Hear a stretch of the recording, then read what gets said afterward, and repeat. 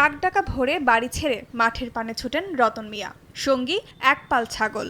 দিনভর ছাগলের পাল নিয়ে ঘুরে বেড়ান মাঠে মাঠে, সেখানেই নাওয়া খাওয়া।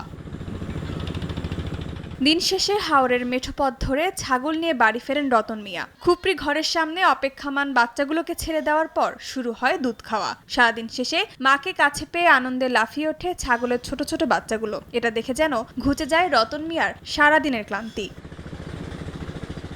এভাবেই ছাগল পালন করে দিনরাত কেটে যায় কিশোরগঞ্জের তাইল উপজেলার করাতে গ্রামের মোহাম্মদ রতন মিয়ার। এসএসসি পাশ করা রতনের জীবনে সমৃদ্ধি এনে দিয়েছে দেশীয় প্রজাতির ছাগল পালন। একটি মাত্র ছাগল ভাগি নিয়ে এ থেকে দুটি বাচ্চা দিয়ে শুরু। এখন তার মালিকানা রয়েছে ছোট বড় 41টি ছাগল। প্রতি বছর লাখের উপরে বিক্রি হয়, আর ওইটি নিয়েই আমি সারাদিন হাওরে থাকি।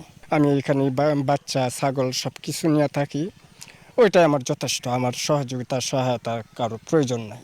রকমারের ডিসকাউন্টের উপরে শুধুমাত্র নগদ দিয়ে পেমেন্ট করলেই পাবেন আরো 21% ক্যাশব্যাক। চাকরির পেছনে না ঘুরে কিংবা কারো মুখাপেক্ষী না হয়ে বাড়ির সামনে একটি ছোট্ট ঘর করে ছাগল পালন করেই এখন বছরে লাখ টাকা আয় করেন রতন। রতন মিয়ার সফলতায় বিস্মিত এলাকার মানুষ। তার দেখাদেখি অনেকেই শুরু করেছেন ছাগল পালন। অনেক দিন ধরে এগুলা পালতা দেয়, তার গ্রামে একটা সুন্দরতা দেখা যায়। ভালো উদ্যোগ এবং লাভও অনেক বেশি, কিন্তু এটার মধ্যে পরিশ্রমটাও একটু বেশি। অল্প পুঁজি দিয়ে একটা আদ্যে বসিয়ে ছিল, এটা আদ্যে আমরা দেশে অনেকে এই উদ্যোগ নিচ্ছে। রতনকে প্রয়োজনীয় প্রশিক্ষণ সহ সব ধরনের সহযোগিতা দেওয়া হচ্ছে বলে জানান জেলা প্রাণী সম্পদ বিভাগের এই শীর্ষ কর্মকর্তা।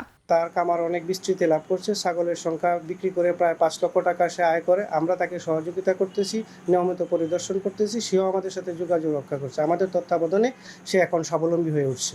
রতন মিয়া গত 5 বছরে ছাগল পালন করে লাভ করেছেন 5 লাখ টাকা। প্রাণী সম্পদ বিভাগের হিসেবে জেলায় বর্তমানে 2,20,000 ব্ল্যাক বেঙ্গল ছাগল রয়েছে। আর দেশীয় ছাগল পালনের সফলতা পেয়েছেন রতন মিয়ার মতোই অনেকেই।